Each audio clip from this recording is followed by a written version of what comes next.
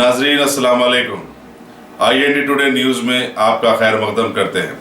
आइए देखते हैं ये तफसीलात। रियासत से राज्यसभा के इंतखाबात के लिए TRS के 2 उम्मीदवारों के शेराव और के सुरेश रेड्डी ने आज रियासती असम्बली के सेक्रेटरी PV नरसिम्हाचार्युलु के इजलास पर अपने कागजात दाखिल किए। उनके हमरा रियासती वज़रा KT रामाराव, T हरीश राव, साबिक रुकन पार्लियामेंट के कविता और दूसरे अरकान असम्बली भी थे। इन दोनों नशिस्तों के लिए होने वाले इस चुनाव में कोई तीसरा उम्मीदवार मैदान में नहीं है। इस तरह इन दोनों का अब बिला मुकाबला इंतखाब यकीनी है।